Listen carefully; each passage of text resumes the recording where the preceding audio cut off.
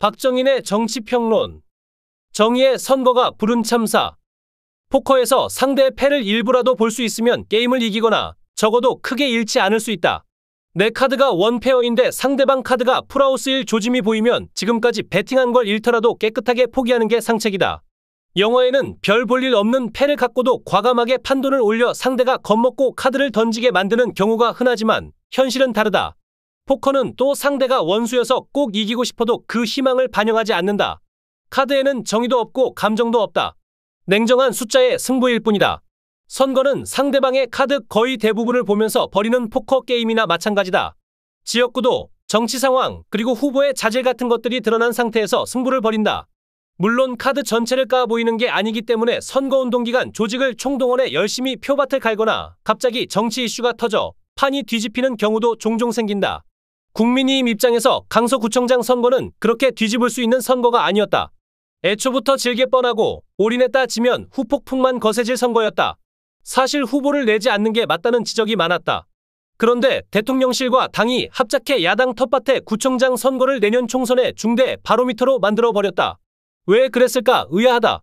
조짐은 공무상 비밀 누설죄로 실형을 선고받은 김태우 전 구청장을 대통령이 불과 석 달 만에 특별 사면할 때부터 뚜렷했다. 김 전 구청장은 특별 사면을 받은 8월 15일 당일 사실상 재출마 선언을 함으로써 대통령에게 화답했다. 이때 포커 판세는 이미 위험 수위를 넘어 있었다. 이준석 전 대표가 18%포인트 차이 패배를 예견해 언론에 쪽집게라는 기사가 났지만 그건 과장이다. 국민의힘 산하 연구기관인 여의도연구원은 이미 선거전이 시작되기 전부터 15에서 17%포인트 차이 패배를 예상하고 있었다. 시작이 그랬으면 죽기 살기로 뛰어서 점수를 따야 가까스로 격차나마 줄일 수 있는 상황이었다. 하지만 선거에 임하는 국민의힘은 그러지 못했다. 강서구청장 선거구의 당내 역학관계부터가 김태우 전 구청장의 재출마를 당위로 여기지 않는 구도였다. 지난해 선거에서 무소속으로 김태우 후보와 경합하다 단일화 후 국민의힘 선거를 도운 김진선 강서 병당협위원장. 이번 선거는 자기 몫이라고 생각했다. 그런데 다시 김 전 구청장이 공천을 받자 한동안 잠적했다. 지역 당협위원장 셋 중에 한 명이 선거에서 사실상 빠졌다. 30년간 강서구청 공무원으로 일하던 김진선의 정치적 후견인은 김성태 강서을 당협위원장. 야당 지역 기반에서 3선을 하고 원내대표까지 지냈다. 김태우보다 김진선을 선호했다가 뜻대로 되지 않자 선거 지원에 적극적으로 나서지 않았다는 후문이다. 두 명째 손실. 구상찬 강서 갑 당협위원장. 역시 강서에서 새누리당 소속으로 배지를 단 경력이 있다. 그는 선거 지원은커녕 김태우 후보에 대한 험담을 하고 다녔다고 당내 관계자가 불평했다. 세 명째 손실. 지역 선거사령부가 이랬으니 격차를 줄이는 건 애당초 힘들었다. 김기현 원내대표는 현역 의원들을 동별로 배치해 지원하게 했다. 하지만 분위기는 시작부터 싸늘했다. 의원들의 말들을 정리해보면 이렇다. 강서에 가면 그냥 민주당 얘기만 하는데 발 디딜 곳이 없다. 자기 지역 구의원 이름도 모르는데 다른 지역 의원이 돌아다녀 봐야 먹히질 않는다. 김태우 후보 지지해 달라고 하면 당에 그렇게 인물이 없어요 라고 되묻는다.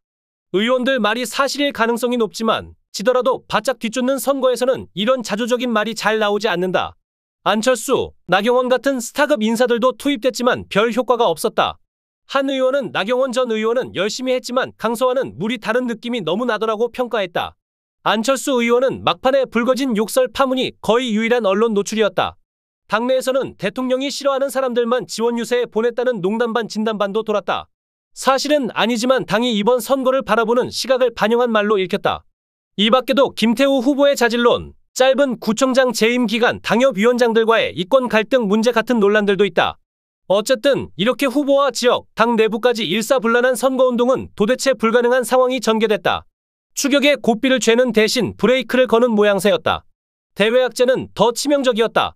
이재명 민주당 대표에 대한 구속영장이 기각됐고 김행 여가부 장관 후보자는 연일 부실 검증, 황당 발언 논란에 휩싸였다. 이런 참패를 다수가 예상했는데도 왜 김태우를 대통령은 초스피드로 특별 사면하고 당은 보궐선거에 공천했을까? 일각에서는 선거를 바라보는 윤석열 대통령의 시각을 꼽는다. 선거를 정의와 불의의 대결로 본다는 것이다. 자신이 대통령 선거에서 이긴 것 자체가 문재인 정부의 불의와 이재명 후보의 불의를 정의가 물리친 것으로 해석한다는 말이다. 대통령 입장에서는 문재인 정부의 비리를 폭로한 공익제보자가 실형을 선고받은 것이 불의였다. 따라서 다른 이가 아닌 김태우가 선거에 다시 나가서 정의의 승리를 쟁취해야 한다고 본 것이다. 김태우의 승리가 곧 문재인과 이재명에 대한 윤석열의 승리였다. 하지만 민주주의 선거는 정의와 불의의 싸움이 아니다. 선거는 민심의 이해관계가 서로 겨뤄서 다수의 이해관계가 채택되는 프로세스다. 지극히 타산적이고 현실적인 선택행위가 선거다. 어떤 합법적인 선거에서도 정의나 불의가 승리한 적은 없다. 다수가 만족할 약속을 하는 쪽이 항상 이겼을 뿐이다. 만족감을 주는 방법이 부당한 경우는 많았지만 강서구 주민들 입장에서는 김태우가 공익제 보좌이든 정의의 사도이든 중요하지 않았다. 유권자는 일자리와 쾌적한 생활 환경을 원하는데 후보가 정의를 부르짖으면 당선은 유언하다. 유권자 다수가 그게 정의가 아니라고 생각하면 결과는 더 뻔하다. 정부 여당이라도 표 찍을 명분을 줘야 했는데 유권자들이 받은 건 선물 대신 야당 대표 영장 청구와 기각 그리고 장관 후보자의 부적절성뿐이었다.